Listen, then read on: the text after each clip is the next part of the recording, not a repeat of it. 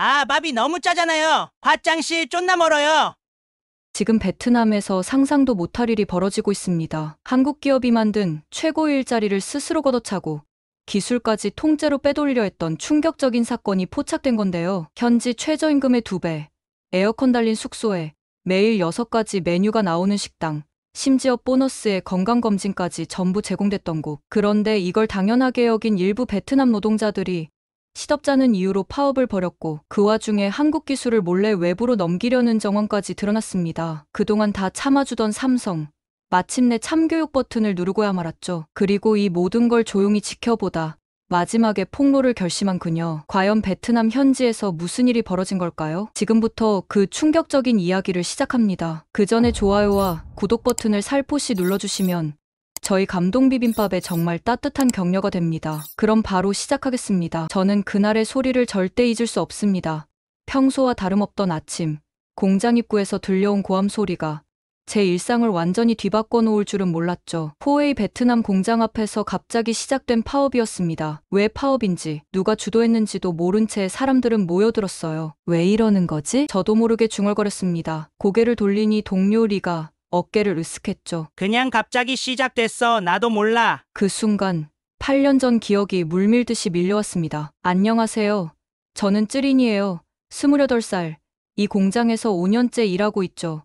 하지만 그 전에 제 삶은 말하기가 쉽지 않습니다. 18살 때였어요. 부모님이 갑작스러운 사고로 돌아가셨을 때 저는 동생 셋을 데리고 홀로 남겨뒀습니다.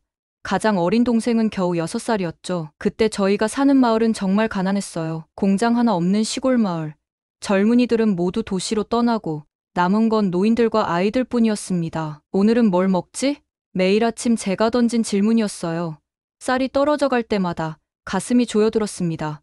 동생들 학교 보내기도 버거웠죠. 저는 작은 구멍가게에서 일하며 겨우 끼니를 이었어요. 하루는 동생이 울면서 집에 돌아왔습니다. 누나, 선생님이 학비 안 내면 학교 못 다닌대. 그날 밤 베개를 부여잡고 울었던 기억이 납니다. 이대로는 안 돼.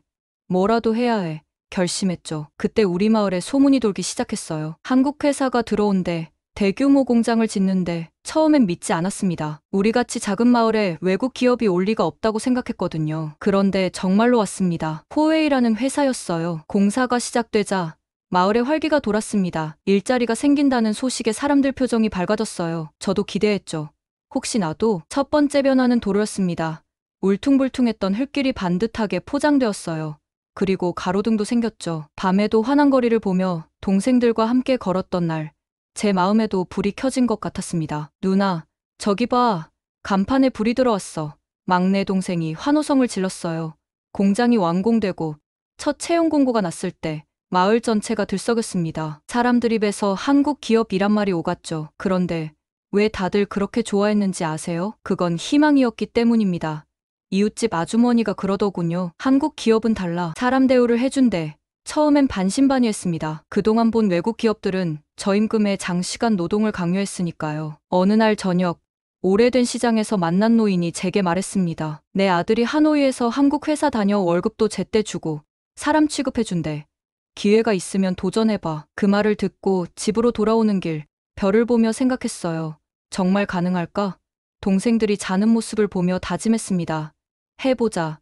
뭐든 지금보단 나을 거야. 채용 공고를 본 날, 가슴이 뛰었습니다. 지원서를 쓰면서 손이 떨렸어요. 학력도 없고 경력도 없는 제가 될 리가 있을까 싶었지만 그래도 도전했습니다. 동생들 얼굴을 떠올리며 다음날 공장 앞에서 시작된 파업 소리에 그 기억이 한꺼번에 밀려왔어요. 왜 이런 일이? 당황스러웠습니다. 이 회사가 저희 가족에게, 이 마을에게 얼마나 큰 의미인지 아는데 누군가 제 팔을 잡아당겼습니다. 리었어요. 쯔린, 들어가자. 뭔가 이상해. 저는 고개를 끄덕이며 공장으로 향했습니다.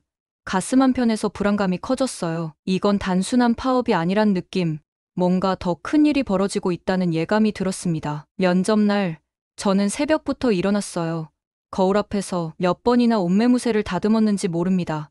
가진 옷 중 가장 깨끗한 흰 셔츠와 검은 바지를 입었죠. 머리는 깔끔하게 묶고 얼굴에는 미소를 연습했습니다. 잘할 수 있어. 스스로에게 속삭였어요. 하지만 거울 속 제 표정은 긴장으로 굳어 있었습니다. 공장까지 가는 길, 버스 창밖으로 보이는 풍경이 달라져 있었어요. 예전에는 황량했던 들판에 사람들의 활기가 돌기 시작했죠. 마을 사람들 얼굴에도 희망이 보였습니다. 모두 코웨이 덕분이었어요. 면접장 앞에 도착했을 때 이미 수십 명의 사람들이 줄을 서 있었습니다. 공장 근처 마을 사람들뿐만 아니라 멀리서 온 사람들도 있었어요. 그만큼 이 일자리는 소문이 자자했죠. 여기 정말 잘 대해준대. 앞에 선 여자가 속삭였습니다. 한국 회사는 기술도 가르쳐준다면서 또 다른 목소리가 들렸어요. 대기실에 앉아 차례를 기다리는 동안 손에 땀이 배었습니다. 이력서를 다시 훑어보며 한숨을 내쉬었어요. 고등학교도 제대로 마치지 못했고 일자리도 자주 바꿨죠. 면접관이 그걸 어떻게 볼까 걱정됐습니다. 쯔린 씨, 드디어 제 이름이 불렸어요. 면접실에 들어서자 테이블 앞에 3명이 앉아 있었습니다. 가운데 한국인 남성이 박 팀장이었어요. 냉정해 보이는 표정으로 제 이력서를 바라보고 있었죠. 앉으세요. 통역사가 박 팀장의 말을 전했습니다. 저는 떨리는 다리로 의자에 앉았어요. 심장이 너무 빨리 뛰어서 그들도 들을 수 있을 것 같았습니다. 박 팀장은 제 이력서를 천천히 넘기더니 고개를 들었어요. 그의 눈빛은 날카로웠습니다. 왜 그리 자주 직장을 옮겼나요? 첫 질문이었죠. 예상했던 질문이었지만 막상 듣자 가슴이 조여들었어요. 잠시 침묵한 후 깊게 숨을 들이마셨습니다. 가족 사정 때문이었습니다. 목소리가 떨렸지만 또렷하게 대답했어요. 부모님이 갑자기 돌아가시고 동생 셋을 제가 돌봐야 했습니다. 더 나은 조건의 일자리를 찾아 옮길 수밖에 없었어요. 박 팀장의 표정은 여전히 차가웠습니다. 그저 고개를 끄덕일 뿐이었죠. 당신에게 가장 중요한 것은 무엇입니까? 두 번째 질문이 이어졌어요. 순간 동생들 얼굴이 떠올랐습니다. 학교에 가지 못할까봐 걱정하던 막내, 배고프다고 울던 둘째, 자신의 꿈을 포기하고 일하겠다던 첫째, 가족입니다. 목소리를 단단히 했어요. 그리고 안정입니다. 더 이상 불안에 떨지 않고 내일을 계획할 수 있는 삶이요. 말을 마치자 눈물이 차올랐습니다. 참으려 애썼지만 한 방울이 뺨을 타고 흘러내렸어요. 얼른 닦으며 고개를 숙였죠. 죄송합니다. 그때 박 팀장의 목소리가 들렸습니다. 이번엔 통역 없이 직접 베트남어로 말했어요. 서툴지만 분명했죠. 눈물 보여줘서 고맙습니다. 진심이 보입니다. 놀라서 고개를 들었어요. 그의 표정이 조금 누그러져 있었습니다. 우리는 숫자가 아닌 사람을 봅니다. 당신의 상황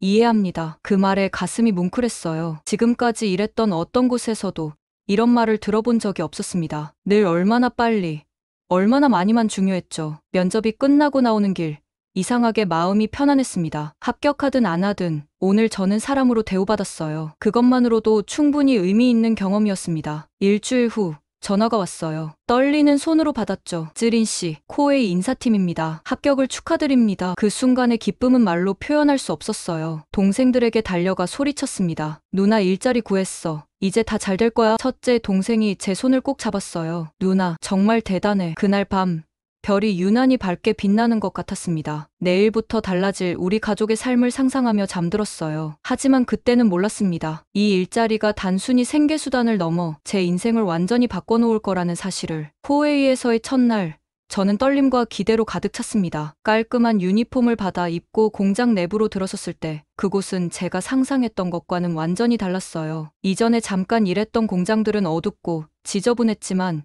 여긴 밝고 깨끗했습니다. 기계 소리도 귀가 아플 정도로 시끄럽지 않았죠. 신입사원 여러분 환영합니다. 교육 담당자가 밝게 웃으며 말했어요. 앞으로 2주간 기본 교육을 받게 됩니다. 교육? 이전 직장에선 그냥 이거 만져라, 저거 누르지 마라 정도의 짧은 설명만 듣고 바로 일을 시작했었죠. 하지만 여기선 달랐습니다. 첫 주는 회사 소개와 안전 교육이었어요. 코웨이의 역사, 제품, 그리고 왜 물과 공기가 중요한지까지 배웠습니다. 처음엔 이런 걸 왜 알아야 하지? 싶었지만 곧 이해하게 됐어요. 우리가 만드는 제품이 사람들의 삶에 어떤 영향을 미치는지 알게 되니 일의 의미가 달라졌습니다. 여러분은 단순히 부품을 조립하는 게 아닙니다. 건강한 삶을 만드는 겁니다. 교육 담당자의 말이 가슴에 와닿았어요. 두 번째 주는 실제 작업 교육이었습니다. 한국에서 온 기술자들이 직접 가르쳐 주었죠. 놀라웠던 건 그들이 기계를 열어서 내부까지 보여주며 설명했다는 거예요. 왜 이렇게 자세히 알려주세요? 궁금해서 물었습니다. 김 기술자가 웃으며 대답했어요. 여러분이 전문가가 되어야 최고의 제품이 나오니까요. 전문가라. 그 말이 제 가슴을 따뜻하게 했습니다. 지금까지 저는 그저 노동자였을 뿐이에요. 하지만 여기선 전문가가 될 수 있다고 합니다. 꿈 같은 이야기였죠. 교육을 마치고 실제 생산 라인에 배치되었습니다. 처음엔 긴장됐지만 곧 적응했어요. 선배 직원들도 친절하게 도와주었고 모르는 것이 있으면 언제든 물어볼 수 있었습니다. 이런 분위기가 낯설었어요. 이전 직장에선 실수하면 바로 꾸중을 들었거든요. 한 달이 지나고 첫 월급날이 왔습니다. 봉투를 받는 순간 손이 떨렸어요. 열어보니 제가 예상했던 것보다 훨씬 많은 금액이었습니다. 보너스까지 있었어요. 이게 맞나요? 인사팀에 물었습니다. 네, 맞습니다. 쯔린 씨는 이번 달 품질 평가에서 높은 점수를 받으셨어요. 집으로 돌아가는 버스 안에서 저는 그 봉투를 꼭 쥐고 창밖을 바라보았습니다. 눈물이 왈칵 쏟아졌어요. 이제 동생들 학비를 걱정하지 않아도 됩니다. 더 나은 집으로 이사할 수도 있겠죠. 기적 같은 일이었습니다. 그날 밤 저는 동생들에게 맛있는 저녁을 사주었어요. 오랜만에 보는 동생들의 행복한 웃음이 제 마음을 가득 채웠습니다. 누나, 이제 학교 안 그만둬도 돼? 막내가 물었어요. 응, 이제 걱정 마. 누나가 다 책임질게. 첫째 동생이 조용히 제 손을 잡았습니다. 누나, 고마워. 나도 열심히 공부해서 좋은 대학 갈게.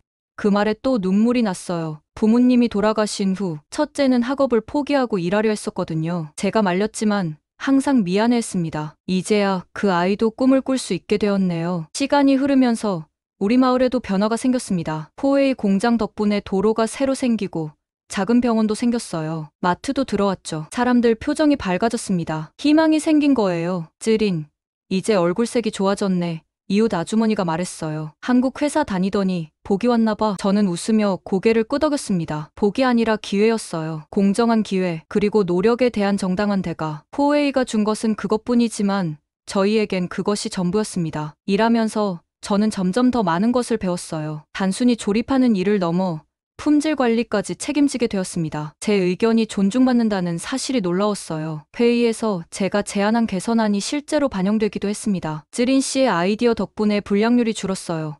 박 팀장이 전체 앞에서 칭찬해 주었죠. 그날 찍힌 출근 카드의 숫자를 저는 평생 잊지 못할 겁니다. 165일, 포웨이에서 일한 지 165일째 되는 날, 저는 처음으로 내 가치를 인정받았어요. 단순한 부품이 아닌 중요한 사람으로요. 평화롭던 일상의 미묘한 변화가 느껴지기 시작한 건 공장 가동 2년째 접어들면서였습니다. 어느 날 아침 식당에 들어섰을 때 이상한 긴장감이 감돌았어요. 평소라면 시끌벅적했을 공간이 묘하게 조용했습니다. 안녕, 네 친한 동료에게 인사했지만 그녀는 잠깐 고개만 끄덕이고 시선을 피했어요. 무슨 일 있어? 옆에 앉으며 물었습니다. 리는 주변을 살피더니 낮은 목소리로 속삭였어요. 나중에 얘기해. 그날 생산라인에서도 분위기가 달랐습니다. 평소엔 웃음소리와 대화가 오갔지만 이날은 모두 묵묵히 자기 일만 했어요. 마치 누군가 지켜보고 있다는 듯이요. 점심시간 후 리가 화장실로 저를 불렀습니다. 문을 조심스레 닫고 확인하더니 말했어요. 새로운 사람들이 들어왔어. 이상한 질문을 많이 해. 어떤 질문? 궁금했습니다. 한국 사람들에 대해 물어봐. 기술에 대해서도 묻고 리의 표정이 어두웠어요. 그리고 불만 사항을 모으고 있어. 그날 오후 저는 주변을 더 주의 깊게 살펴보았습니다. 정말 낯선 얼굴들이 눈에 띄었어요. 특히 한 남자가 눈에 들어왔습니다. 하이라고 불리는 사람이었죠. 키가 크고 날카로운 눈매를 가진 그는 항상 메모를 하고 다녔어요. 며칠 후 휴게실에 불만 리스트라는 종이가 붙었습니다. 자판기 음료 종류가 적다. 장갑 품질이 좋지 않다. 식단이 단조롭다. 사소한 불만들이었어요. 이게 무슨 일이지? 박 팀장에게 물었습니다. 직원들의 의견을 수렴하는 거예요. 더 나은 환경을 만들기 위해서죠.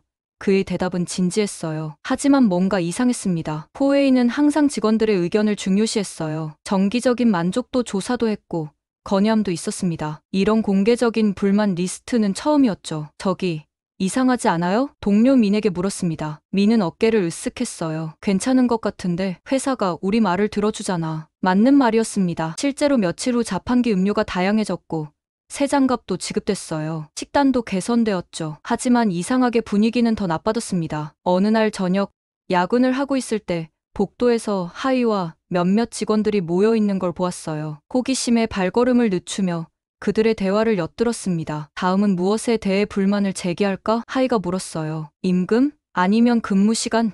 누군가 제안했습니다. 하이가 웃었어요. 임금부터 시작하자. 같은 일을 하는데 한국 직원들보다 적게 받는다는 식으로. 그 말에 등골이 오싹했습니다. 그들은 진짜 불만을 수집하는 게 아니었어요. 의도적으로 불만을 만들어내고 있었습니다. 그날 밤 생각이 많았어요. 왜 누군가 회사 분위기를 해치려는 걸까? 코웨이는 이 지역에서 가장 좋은 근무 조건과 복지를 제공하는 회사였는데요. 다음 날 용기를 내어 박 팀장을 찾아갔습니다. 팀장님, 말씀드릴 게 있어요. 그의 사무실에서 제가 본 것을 모두 말했어요. 박 팀장은 심각한 표정으로 들었습니다. 알려주셔서 고맙습니다. 우리도 뭔가 이상하다고 느끼고 있었어요. 누가 왜 이러는 걸까요? 궁금했습니다. 박 팀장은 잠시 침묵했다가 조심스럽게 말했어요. 아마도 우리의 성공이 누군가에겐 위협이 되는 모양이에요. 그날 이후로 저는 더 주의 깊게 주변을 살폈습니다. 하이와 그의 동조자들이 점점 더 많은 사람들에게 영향을 미치고 있었어요. 식당에서는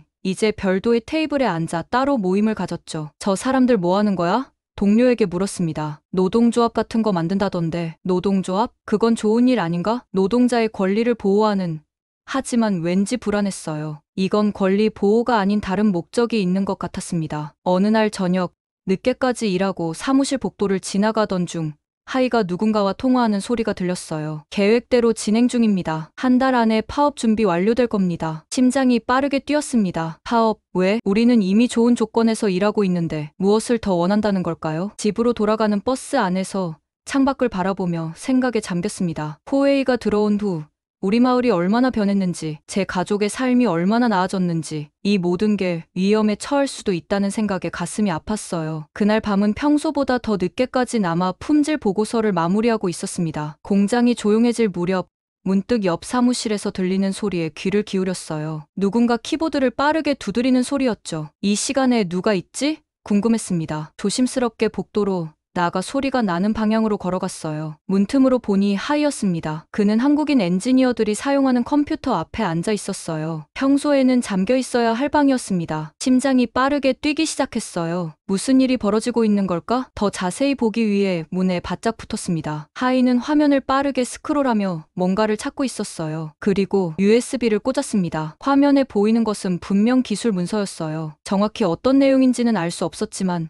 코웨이 신제품 정수기 설계도라는 제목이 보였습니다. 하이는 빠르게 파일들을 USB로 복사하기 시작했어요. 숨이 막혔습니다. 이건 분명 허가받지 않은 행동이었어요. 회사의 중요한 기술 정보를 빼내고 있는 거였죠. 어떻게 해야 할지 몰라 그저 지켜보았습니다. 복사가 완료되자 하이는 USB를 빼고 컴퓨터를 원래대로 돌려놓았어요. 저는 재빨리 제 사무실로 돌아와 불을 끄고 문 뒤에 숨었습니다. 곧 하이가 복도를 지나가는 발소리가 들렸어요. 다음 날 출근길에 놀라운 광경을 목격했습니다. 공장 뒤편 주차장에서 하이가 고급 외제차 앞에 서 있었어요. 차 안에는 누군가가 있었습니다. 하이는 주위를 살핀 후 재빨리 USB를 건넸고 대신 두꺼운 봉투를 받았어요. 돈이 분명했습니다. 그날 하루 종일 마음이 무거웠어요. 밤에 본 장면과 아침에 목격한 일이 계속 머릿속에서 맴돌았습니다. 하이는 단순한 불만 조성을 넘어 회사의 핵심 기술을 빼돌리고 있었어요. 이건 산업 스파이 행위였습니다. 점심시간, 네가 제 표정이 안 좋다며 물었어요. 무슨 일 있어? 얼굴이 하얗네. 말해야 할까? 고민됐습니다. 하지만 리조차도 지금은 믿기 어려웠어요. 누가 하이와 연관되어 있는지 알 수 없었으니까요. 아니야, 그냥 좀 피곤해. 오후에 우연히 박 팀장과 마주쳤습니다. 그는 저를 보더니 미소 지었어요. 쯔린 씨, 괜찮아 보이지 않네요. 무슨 일 있나요? 그의 눈빛 진심 어린 걱정이 느껴졌습니다. 잠시 망설이다가 결심했어요. 팀장님,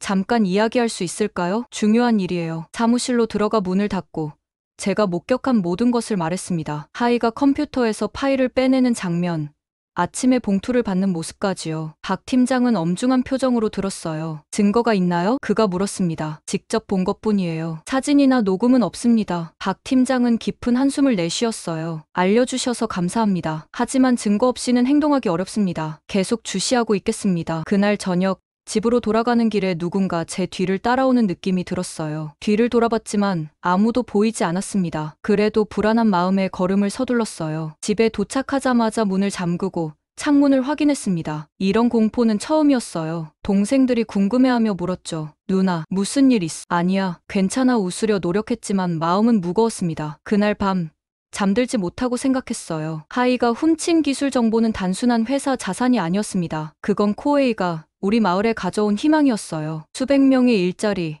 더 나은 삶의 기회, 그리고 우리 가족의 미래까지 모든 것이 그 USB 안에 있었습니다. 다음날 아침 용기를 내어 결심했어요. 증거를 찾아야 했습니다. 하이를 따라다니며 사진을 찍고 대화를 녹음하겠다고요. 위험한 일이지만 이대로 볼 수만은 없었습니다. 출근길에 하이와 마주쳤어요. 그는 저를 보더니 갑자기 다가왔습니다. 쯔린, 어제 늦게까지 회사에 있었지?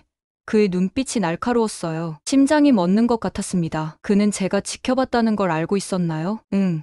보고서 마무리하느라 목소리가 떨렸어요. 하이는 잠시 저를 응시하더니 낮은 목소리로 말했습니다. 조심해. 회사 일에 너무 깊이 관여하면 위험해질 수 있어. 그 말은 분명한 협박이었어요. 그날부터 저는 눈에 보이지 않는 위협 속에서 살게 되었습니다. 하지만 결심은 변하지 않았어요. 이 회사, 이 마을, 그리고 우리 가족의 미래를 지켜야 했으니까요. Chapter 6. 이걸 알리고 나면 나 죽을 수도 있어요. 하이의 협박 이후 매 순간이 긴장의 연속이었습니다. 출근할 때마다 누군가 저를 지켜보는 듯한 느낌이 들었어요. 식당에서는 사람들이 제가 접근하면 대화를 멈추었고 라인에서도 묘한 시선이 느껴졌습니다. 쯔린, 요즘 왜 그래? 네가 물었어요. 혼자 다니고 말도 없고 대답하기 어려웠습니다. 리조차 믿기 어려운 상황이었으니까요. 그저 웃으며 넘겼죠. 그냥 좀 피곤해서. 하지만 마음속으로는 결심이 굳어지고 있었습니다. 증거를 모아야 해요. 하이의 행동을 포착해야 했죠. 핸드폰 카메라를 항상 준비하고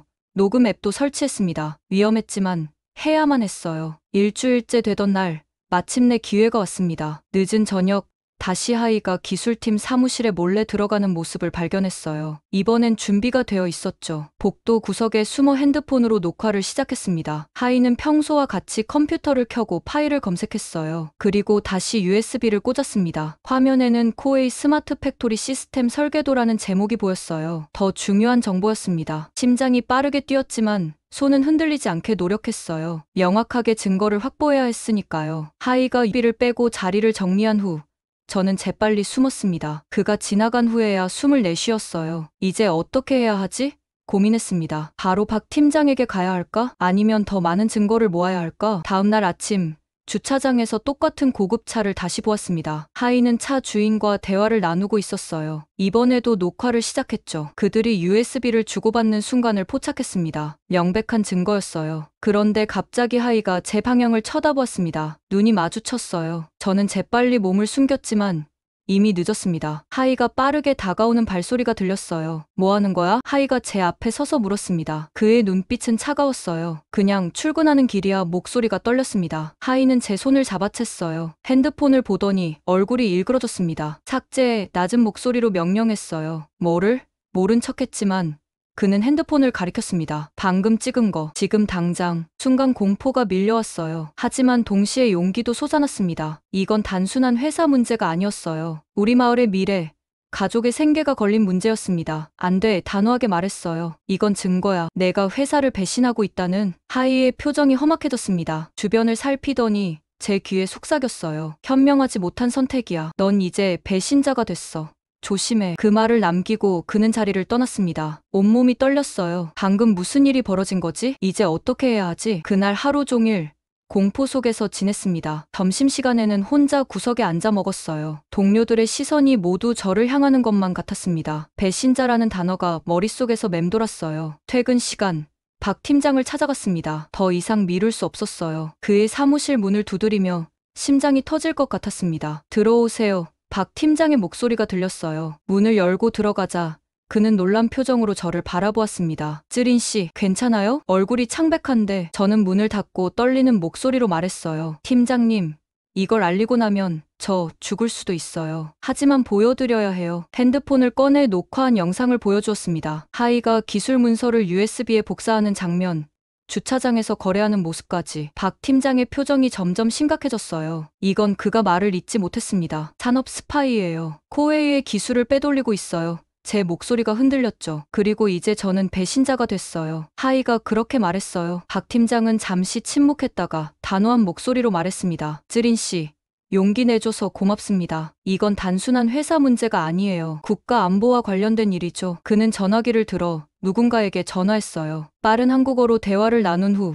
저를 바라보았습니다. 지금부터 당신의 안전이 최우선입니다. 집에 가지 마세요. 우리가 보호해드릴게요. 그날 밤 저는 회사 게스트하우스에서 묵었습니다. 동생들에게는 출장이라고 거짓말을 했어요. 창문 밖을 바라보며 생각했습니다. 내가 올바른 선택을 한 걸까? 그런데 문득 부모님의 얼굴이 떠올랐어. 항상 정직하게 살라고 가르치셨던 부모님, 그리고 코웨이 덕분에 달라진 우리 가족의 삶. 이 회사는 단순한 직장이 아니었습니다. 우리의 희망이었어요. 배신당해도 진실은 배신하지 않더라고요. 창밖의 별을 보며 중얼거렸습니다. 내일이 어떻게 될지 모르지만 적어도 제 양심은 편안했어요. 아침 일찍 회사 전체에 비상이 걸렸습니다. 평소와 달리 정문에는 경찰차들이 줄지어 서 있었어요. 직원들은 혼란스러운 표정으로 모여 있었죠. 저는 긴장된 마음으로 공장 입구에 도착했습니다. 쯔린 씨, 누군가 제 이름을 불렀어요. 뒤를 돌아보니 박 팀장이었습니다. 따라오세요. 대표님께서 뵙고 싶어 하십니다. 심장이 빠르게 뛰었어요. 대표님?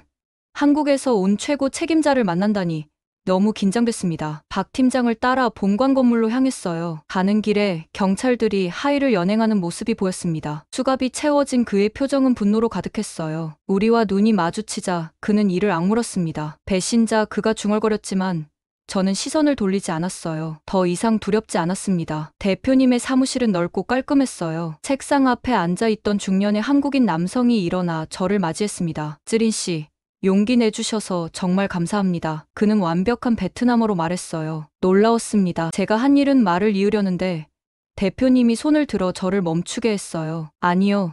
당신은 영웅입니다. 우리 회사뿐만 아니라 이 지역 전체를 구했어요. 회의실로 이동해 경찰 책임자가 상황을 설명했습니다. 하이는 단순한 직원이 아니었어요. 중국계 산업 스파이 조직의 일원이었습니다. 그들의 목표는 코웨이의 핵심 기술을 훔쳐 경쟁사에 넘기는 것이었죠. 이건 단순한 기술 유출이 아닙니다.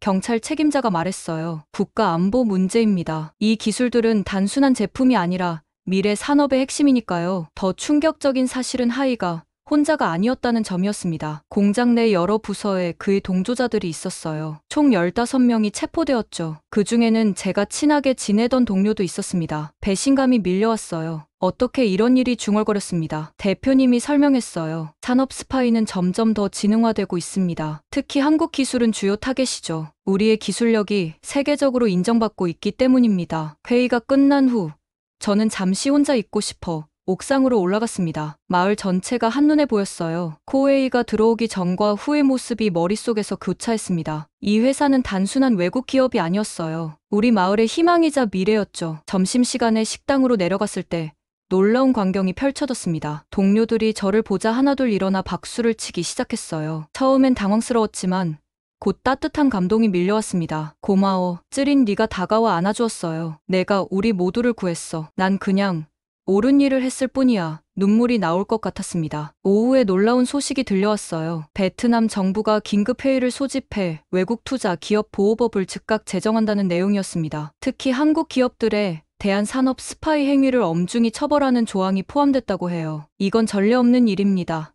박 팀장이 설명했어요. 정부가 이렇게 신속하게 대응한 적이 없죠. 저녁 뉴스에서는 베트남 총리의 발언이 보도되었습니다. 한국은 이 나라의 미래입니다. 한국의 기술과 투자는 우리 경제 발전의 핵심 동력이기에 어떤 위협으로부터도 보호해야 합니다. 그날 밤 동생들에게 모든 일을 털어놓았어요. 처음엔 걱정하는 표정이었지만 곧 자랑스러워하는 눈빛으로 바뀌었습니다. 누나가 히어로네. 막내가 환호했어요. 첫째 동생은 제 손을 꼭 잡았습니다. 용기 있었어. 누나, 부모님도 분명 자랑스러워하실 거야. 그 말에 눈물이 흘렀어요. 그동안 얼마나 무서웠는지, 그리고 지금은 얼마나 안도감을 느끼는지. 다음 날 대표님께서 전 직원 회의를 소집했습니다. 그는 진지한 표정으로 말씀하셨어요. 이번 사건은 위기였지만 동시에 기회이기도 합니다. 우리는 더 강해졌고 더 단단해졌습니다. 무엇보다 우리 중에 쯔린 씨와 같은 직원이 있다는 사실이 자랑스럽습니다. 회의장에 박수 소리가 울려 퍼졌어요. 얼굴이 뜨거워졌지만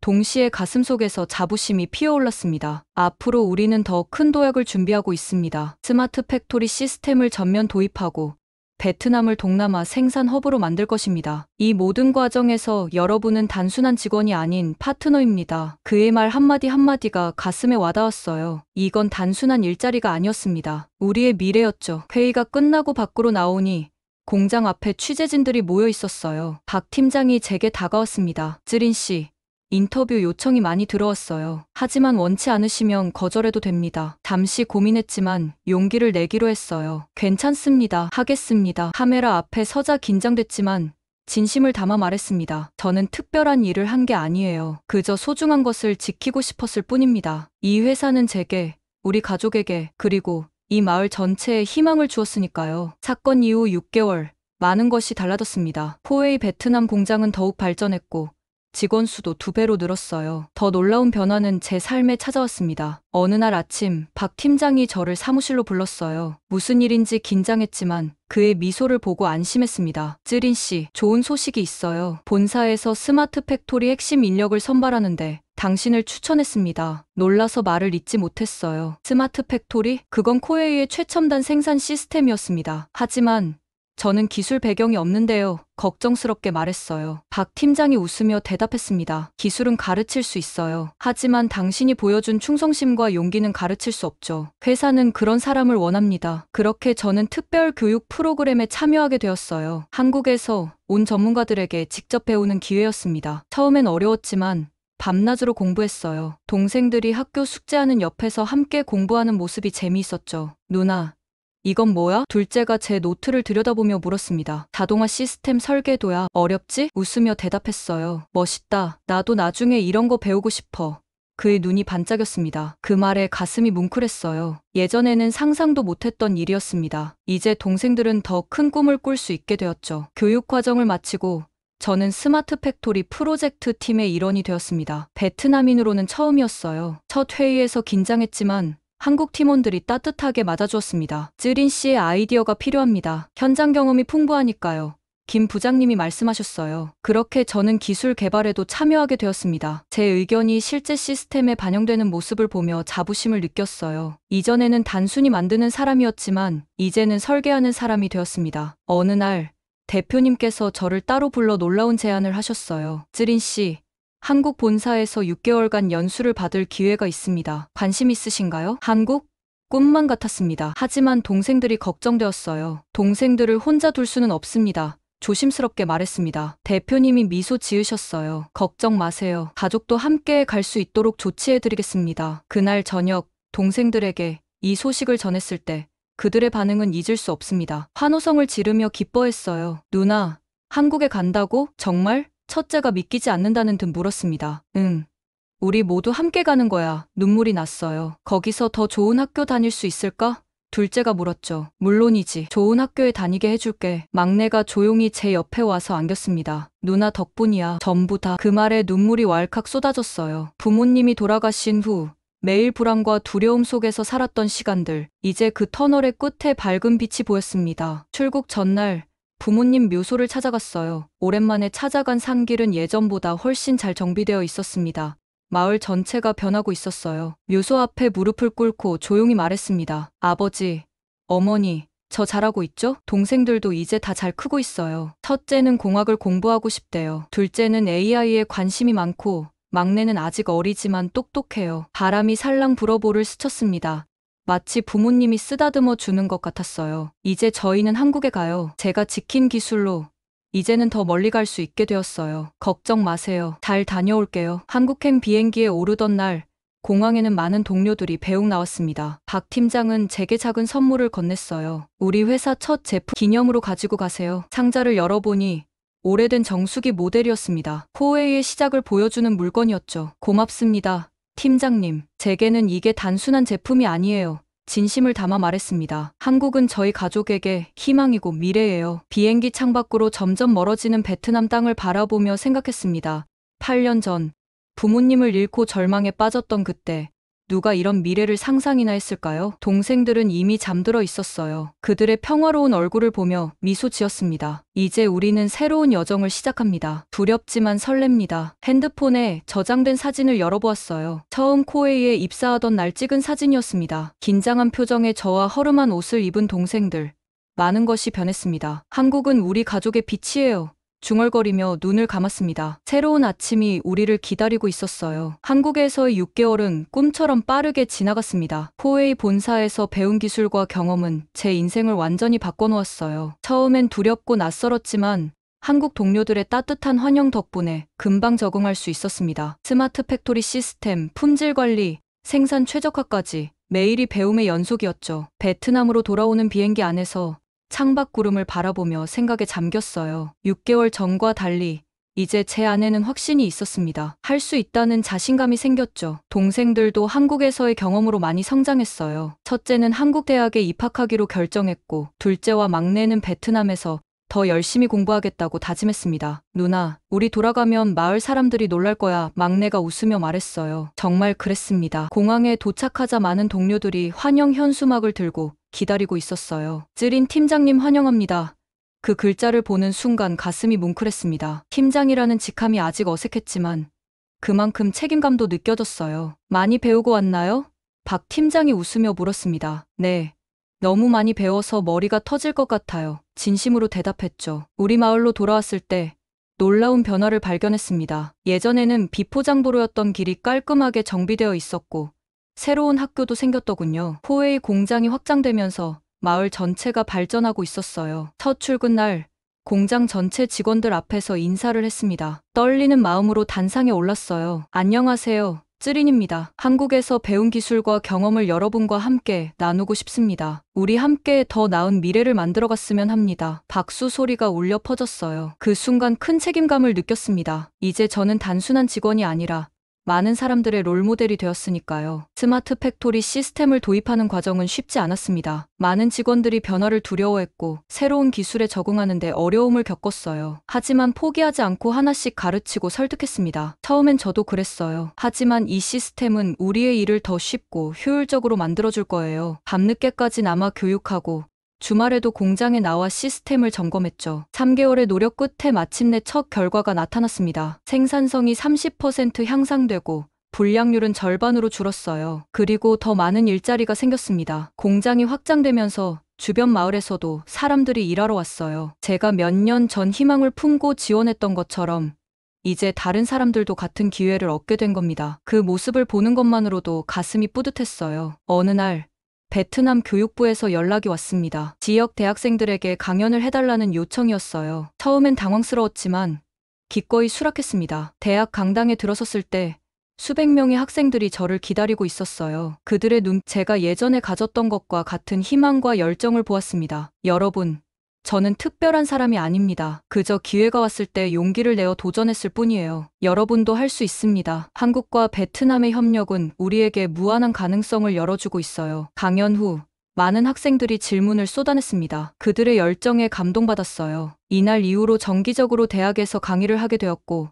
인턴십 프로그램도 시작했습니다. 젊은 인재들에게 기회를 주는 것, 그것이 제가 받은 축복을 나누는 방법이었죠. 1년이 지난 어느 날 특별한 손님이 찾아왔습니다. 베트남 총리였어요. 포웨이 베트남 공장의 성공 사례를 직접 보기 위해 방문한 것이었습니다. 쯔린 씨, 당신의 이야기는 우리 모두에게 영감을 줍니다. 총리가 말씀하셨어요. 한국 기업과 베트남 인재의 협력이 이런 결과를 만들어낸다니 놀랍습니다. 그날 저녁 공장역 광장에서 마을 축제가 열렸습니다. 사람들은 음식을 나누고 춤을 추고 노래를 불렀어요. 예전에는 상상도 못했던 풍요로운 모습이었습니다. 축제 중간에 첫째 동생이 한국에서 전화가 왔어요. 대학에 성공적으로 적응하고 있다는 소식이었죠. 누나, 나 이번 학기 장학금 받았어. 자랑스럽게 말했습니다. 정말? 너무 자랑스러워 눈물이 나올 것 같았어요. 둘째와 막내도 학교에서 우수한 성적을 거두고 있었습니다. 둘째는 과학 올림피아드에서 상을 받았고 막내는 영어 경시대회에서 1등을 했어요. 부모님이 살아계셨다면 얼마나 기뻐하셨을까요? 어느 주말 부모님 묘소를 다시 찾았습니다. 이제는 잘 정비된 묘지에 깨끗한 비석이 세워져 있었어요. 꽃을 놓고 조용히 이야기했습니다. 아버지, 어머니, 우리가 해냈어요. 동생들도 모두 잘 크고 있고 우리 마을도 많이 발전했어요. 한국에서 배운 기술로 더 많은 사람들에게 도움을 주고 있답니다. 저 혼자가 아니라 우리 모두 함께요. 바람이 살랑 불었습니다. 마치 부모님이 잘했다고 말씀하시는 것 같았어요. 돌아오는 길에 새로 지어진 코웨이 기술학교 앞을 지났습니다. 이곳은 제가 한국에서 돌아온 후 제안했던 프로젝트였어요. 지역 청년들에게 기술 교육을 제공하는 학교였죠. 첫 졸업생들이 이미 공장에서 일하기 시작했고 일부는 한국 연수도 가게 되었습니다. 사무실로 돌아와 창밖을 바라보았어요. 공장 너머로 보이는 마을의 모습이 달라져 있었습니다. 예전에 황량했던 들판은 이제 활기찬 지역사회로 변모했어요. 사람들의 얼굴에는 희망이 가득했고 아이들은 밝게 웃으며 뛰어놀고 있었습니다. 저녁이 되자 새로 지은 집으로 돌아갔어요. 막내가 숙제를 하고 있었고 둘째는 온라인으로 한국 친구들과 대화 중이었습니다. 행복한 일상이었어요. 노트북을 열어 첫째와 화상 통화를 했습니다. 한국에서의 생활 모습을 자랑하듯 보여주는 모습이 대견했어요. 누나, 나중에 졸업하면 베트남으로 돌아가서 같이 일하자. 첫째가 웃으며 말했습니다. 그래, 우리 함께 베트남의 미래를 만들자. 가슴이 따뜻해졌어요. 통화를 마치고 방으로 들어가 옷장을 열었습니다. 맨 위 선반에는 박 팀장이 준 코웨이 첫 제품 모델이 고이 보관되어 있었어요. 그 옆에는 한국에서 받은 상장과 놓여 있었습니다. 손으로 그것들을 조심스레 만지며 생각했어요. 이 모든 여정이 한 기업의 공장에서 시작되었다니. 창밖으로 별이 빛나는 밤하늘을 바라보았습니다. 예전에는 별을 보며 희망만 품었지만 이제는 그 희망이 현실이 되었어요. 그리고 저는 그 희망을 다른 사람들에게도 전해주고 있었습니다. 한국은 우리 가족의 빛이에요. 다시 한번 중얼거렸습니다. 그리고 이제 그 빛으로 우리 모두의 미래를 밝히고 있어요. 인생은 참 예측할 수 없는 여정이더군요. 가장 어두운 순간에 만난 한 줄기 빛이 이렇게 큰 변화를 가져올 줄 누가 알았을까요? 이제 저는 그저 한 사람이 아닌 베트남의 미래를 만드는 사람이 되었습니다. 그리고 이 여정은 아직 끝나지 않았어요. 더 많은 희망, 더 많은 변화가 기다리고 있으니까요. 그럼 지금까지 오늘의 감동 비빔밥이었습니다. 또 다른 이야기들로 돌아올게요. 함께 하실 수 있는 좋아요와 구독 항상 감사합니다. 감동 비빔밥 함께 먹어요.